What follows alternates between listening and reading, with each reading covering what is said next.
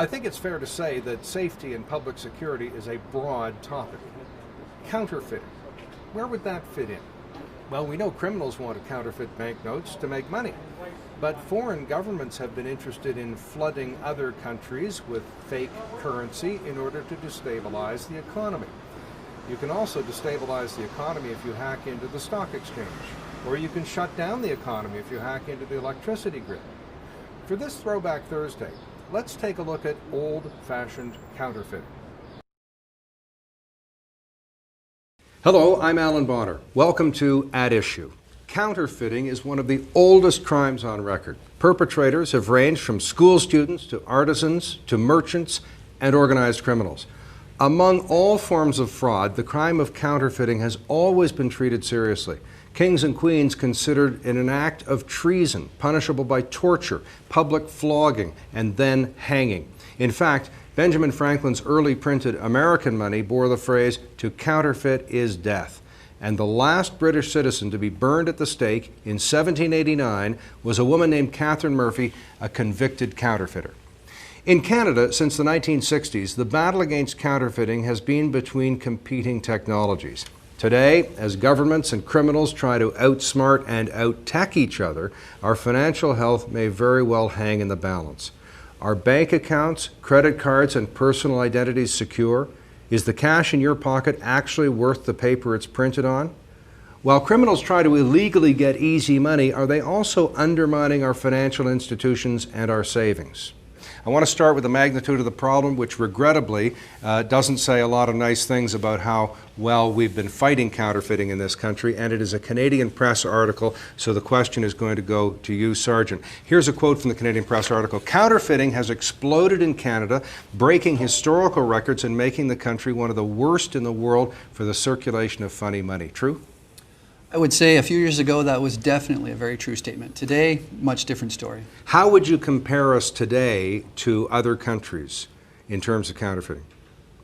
I would say we're pretty much along the same ranks as some of the other countries that are dealing with counterfeit issues. Maybe not the best yet, but we're much closer to the standard around the world. So you're saying we're above average?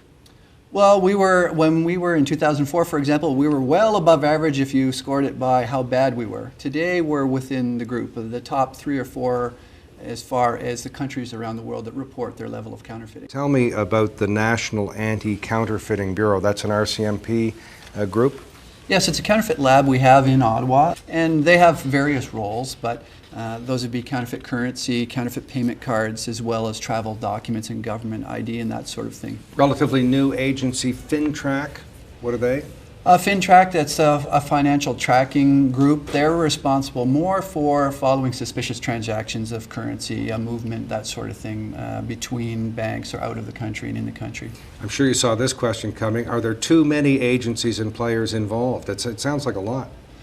Well, it is, but you have to look, I guess, at what's their specific role. We don't, in the counterfeit world, counterfeit currency world, deal so much with FinTrack. It's not so much of an issue of people moving large quantities of counterfeit overseas or around the country as it is the passing at the low level, street level, 1-2 notes at a time. Here's an inconvenience. A couple of years ago, a Windsor, Ontario counterfeiting ring put about 63,000 fake $100 bills in circulation. Not a lot of bills, I guess everyone would agree, in the overall scheme of things. Small percentage of the number of real bills out there, but 15% of all businesses between Windsor and Montreal put signs up in their stores saying we aren't going to take $100 bills anymore. It's coinage of the realm. I'm not even sure it's legal to refuse legitimate coinage of the realm, but that's what those retailers did, causing everybody inconvenience. Can this have, a ring like this have national implications? Yes, certainly. We see that with various counterfeiters in the country. Is some will focus on a specific area, like what we witnessed recently here in the last couple of months in Toronto, and in 2001 with that particular note in the Windsor area. It stayed pretty much in the southern area from Windsor east to Toronto.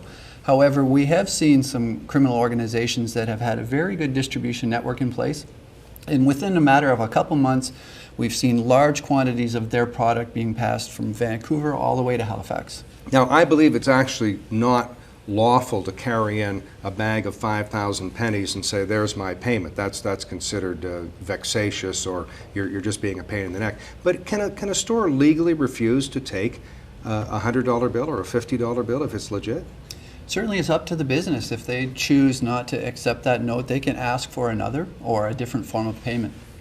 Well, why is that? We have a legal, well, let's go to the Bank of Canada. We have a legal bill here, $100 bill. That's the one that I got out of an instant teller. They're giving 50s and 100s now. And why should a store, under what law does a store refuse to take that? It's not a law, it's a contract. It's a legal binding contract. The way it works, legal tender is the value of the banknote, but the way it works is a legal binding contract is only in effect if two parties are in agreement. So if I decide to accept your $100 bill, and you decide to pay me with a $100 bill, it's a legal binding contract. We can make that transaction. But if my decision is not to accept the $100 bill, I have that option. And you would have to obviously give me another form of payment or go to another store. What people don't realize is when you put up a sign and you don't accept it, you're not stopping counterfeiting. A lot of people think you are. Signs go up because of float. People don't have enough money in their cash or security reasons.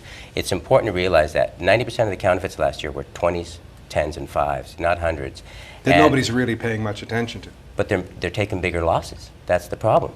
The objective of the Bank of Canada and the RCMP is to get people trained on how to detect counterfeits so you don't have to put up a sign. You don't have to lose business. And that's the key. Training is everything when it comes to counterfeiting. We could put all kinds of things on a credit card that would make it impossible for someone to both impersonate me and steal that card. Why isn't that being done? Well, it's certainly options. I'm sure that all the payment card partners have been looking at, and they have to look at cost-benefit analysis. You have to look at resistance from the public on the feeling of it's a biometric. I don't want my thumbprint on a card. What happens if I lose my card and somebody has my thumbprint now? Those sorts of things. But certainly one step that's undertaken already and is starting in Canada is the addition of a chip to the card, an encrypted chip, which is much more secure than the current magstripe. Now, France started that years ago and saw great success with the reduction of credit card fraud in their country. A couple years now ago, over in Europe, they started with the EMV chip, the EuroPay MasterCard Visa partnership. And in the UK, for example, they launched theirs, and they've seen an 80% reduction in fraudulent cards. Now, what is a chip on a card? How does that make it more secure? The chip's basically like a mini computer. It has RAM memory, ROM memory, a processor, and everything else, and your data on it is encrypted. It's secured with a long encryption key, so that even if you were to have your card stolen or they tried to swipe the data, that data is on there and it's useless to them. It's encrypted, it means nothing, and they can't decrypt it. Sergeant, you talked about the unsavory group of people that passed large quantities of bills. How much of counterfeiting is done by organized crime?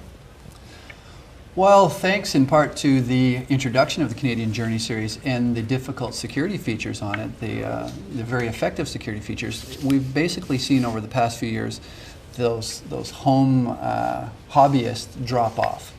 And that's focused the groups more to the people who have the time. Very kind way of putting it, hobbyists. Yeah. Yeah, that's the people who are printing a few for personal use on the weekend, etc. Today what we're seeing is that the groups who are really focusing on the counterfeiting in Canada have to have the resources, the money, and the time to do it, and want to put that time in to make. But then they're also, because of that, that requires large volume in order to get a return on your investment. So anytime there's a chance for high profit, organized crime's interested. Doesn't matter what the commodity is. Sometimes it's counterfeit currency, sometimes it's counterfeit payment cards, drugs, whatever. Now, when I use the term organized crime, we have to remember that it doesn't necessarily always refer to our traditional thinking of organized crime being the mafia or biker gangs, etc. Under the criminal code, organized crime really means a group of people that are organized and working towards the same criminal effort. All right, in the 2 minutes remaining, final advice for people watching in, whether they're retailers, whether they're concerned citizens, whether they want to, attack this problem so that they don't pay higher interest rates. Advice, web pages, places to go, information to be had. Manuel. Well, for the Bank of Canada, check your banknotes. It's that simple. I mean, it takes 2 seconds to accept money. Don't look at the color, look at the features. Watermark, see-through number, interwoven thread. It only takes a few minutes to learn and a few seconds to actually use that particular touch and tilt technique. All our training material is available free through the Bank of Canada. You can order it at bankofcanada.ca. There's no point putting up signs and using other types of machines. You need to stop the transaction and check the banknote, and you can do it in 1 or 2 seconds. What kind of training material do you have? We have training videos, we have literature, we have posters, we have for retailers, employee workbooks. The material has been developed. We just need to get the awareness out there. I remind people 40 years ago we didn't wear a seatbelt. Now you don't get in a car without a seatbelt. That's a behavioral change. That's what we're looking at for money. We want to change your behavior when every time you take money, you check something quickly. And you do it during the same transaction you would if you weren't checking it. Janet, a retailer is going to have a tough decision on which product to seriously consider. Where do they go for more information? They can reach us at our website, www.securestores.com, or call us. We're located in the Toronto area. We deal with everyone in Canada, United States. It's not a problem. It takes a few seconds with the training from the Bank of Canada, which we highly promote as well, and easy access to these machines. And they're very cheap. People think like they're high-priced items. They are not. And final law enforcement thoughts, Carrie, Patricia. Well, it's not so much a law enforcement point. It's just me as a citizen of Canada. Protecting yourself against being a victim really comes back to each and every one of us. With counterfeit currency, if you check your own notes you're receiving back as change from a store or from your banking machine, that's going to prevent you from being a victim. Same for payment cards. Protect your information. I tell you, in my business, my wife hates going to the grocery store with me because she says I embarrass her. Is the number of people I see standing in line that use the debit card machine and will stand there, hold it back as they're punching their PIN number in, and I'll pull my badge out and say, "Hi, I'm the National Counterfeit Coordinator, and I have your PIN number. If I stole your card, I can empty your account." Just to see the look on their face. It tells them, prevention starts at home. Good advice. Thank you. I'm Alan Bonner, and I'll see you next time on At Issue.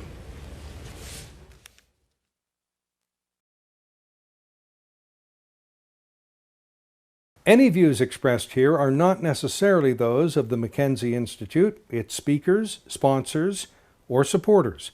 But the Institute is dedicated to fostering public discussion, debate, and education about security matters. Google the Mackenzie Institute to join the discussion. The Mackenzie Institute is grateful to its sponsors and supporters.